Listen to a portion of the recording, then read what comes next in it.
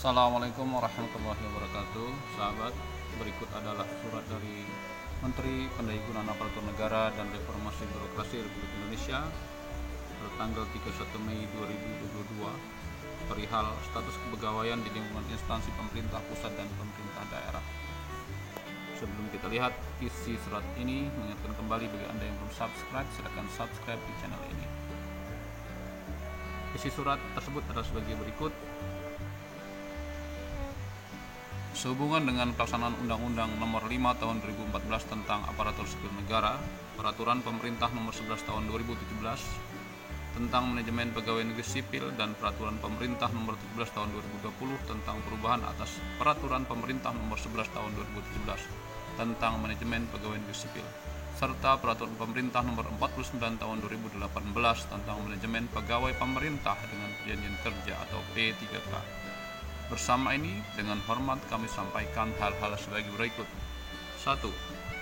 Komitmen pemerintah untuk menyelesaikan dan penanganan tenaga honorer yang telah bekerja di lingkungan instansi pemerintah telah dilaksanakan berdasarkan Peraturan Pemerintah Nomor 48 Tahun 2005 sebagaimana telah diubah dengan Peraturan Pemerintah Nomor 43 Tahun 2007 tentang perubahan atas Peraturan Pemerintah Nomor 48 Tahun 2005 tentang pengangkatan tenaga honorer menjadi pegawai negeri sipil, serta terakhir diubah dalam Peraturan Pemerintah Nomor 56 Tahun 2012 tentang perubahan kedua atas Peraturan Pemerintah Nomor 48 Tahun 2005 tentang pengangkatan tenaga honorer menjadi pegawai negeri sipil. Kedua, selanjutnya seiring dengan pelaksanaan reformasi birokrasi, khususnya penataan SDM, aparatur, dan untuk mewujudkan aparatur sipil negara sebagai bagian dari reformasi birokrasi tersebut, telah melahirkan Undang-Undang Nomor 5 Tahun 2014 tentang ASN yang menetapkan bahwa aparatur sipil negara sebagai profesi yang memiliki kewajiban mengelola dan mengembangkan dirinya dan wajib mempertanggungjawabkan kinerjanya, dan menetapkan prinsip merit dalam pelaksanaan manajemen aparatur sipil negara. Ketiga, oleh sebab itu, dalam Undang-Undang Nomor 5 Tahun 2014 tentang ASN dalam rangka penataan SDM, aparatur telah mengatur ASN yang menyebutkan: A. Pasal 6 berbunyi pegawai ASN terdiri atas PNS dan P3K. B. Pasal 8 berbunyi pegawai ASN berkedudukan sebagai unsur aparatur negara. Keempat, sedangkan Peraturan Pemerintah Nomor 49 Tahun 2018 tentang Manajemen Pegawai Pemerintah dengan Perjanjian Kerja menyebutkan: A.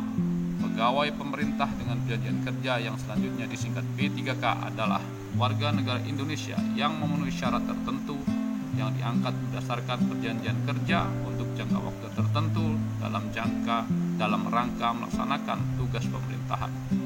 B. Pasal 2 ayat 1 berbunyi jabatan ASN yang dapat diisi oleh P3K meliputi A. JF dan JPT. C. Adapun JPT yang dapat diisi dari P3K sebagaimana tersebut dalam pasal 5 adalah JPT utama tertentu dan JPT madya tertentu. D.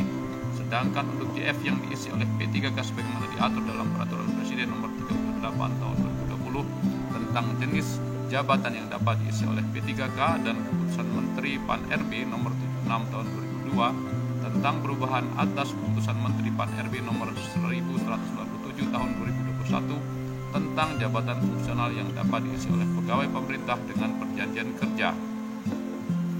E. Pasal 96 ayat 1 berbunyi PPK dilarang mengangkat pegawai non-PNS dan atau non-P3K untuk mengisi jabatan ASN. Ayat 2 berbunyi larangan sebagaimana dimaksud pada ayat 1 berlaku juga bagi pejabat lain di lingkungan instansi pemerintah yang melakukan pengangkatan pegawai non-PNS dan atau non-P3K.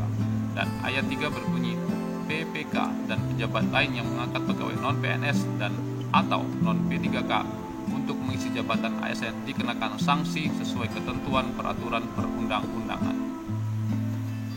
F. Pasal 9 ayat 1 berbunyi pada saat peraturan pemerintah ini mulai berlaku, pegawai non-PNS yang bertugas pada instansi pemerintah termasuk pegawai yang bertugas pada lembaga non-struktural, instansi pemerintah yang menerapkan pola pengelolaan keuangan Badan Layanan Umum atau Badan Layanan Umum Daerah, lembaga penyiaran publik, dan perguruan tinggi negeri baru berdasarkan Peraturan Presiden Nomor 10 tahun 2016 tentang dosen dan tenaga pendidikan pada perguruan tinggi negeri baru sebelum diundangkannya peraturan pemerintah ini masih tetap melaksanakan tugas paling lama 5 tahun. G. Lebih lanjut pasal 99 ayat 2 berbunyi pegawai non-PNS dalam rangka waktu paling lama 5 tahun sebagaimana dimaksud pada ayat 1 dapat diangkat menjadi P3K apabila memenuhi persyaratan sebagaimana diatur dalam peraturan pemerintah ini. 5. Peraturan pemerintah nomor 49 tahun 2018 tentang manajemen P3K diundangkan pada tanggal 28 November 2018. Maka dengan demikian pemberlakuan 5 tahun sebagaimana tersebut dalam pasal 99 ayat 1 jatuh pada tanggal 28 November 2023 yang mewajibkan status kepegawaian di lingkungan instansi pemerintah terdiri dari 2 jenis kepegawaian yaitu PNS dan P3K. Berkenaan dengan hal-hal tersebut di atas dan dalam rangka penataan ASN sesuai dengan ketentuan peraturan perundang-undangan agar para pejabat pembina kepegawaian A.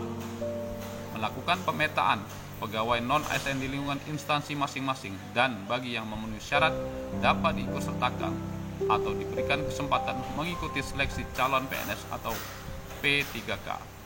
B. Menghapuskan jenis kepegawaian selain PNS dan P3K di lingkungan instansi masing-masing dan tidak melakukan perekrutan pegawai non-ASN. C.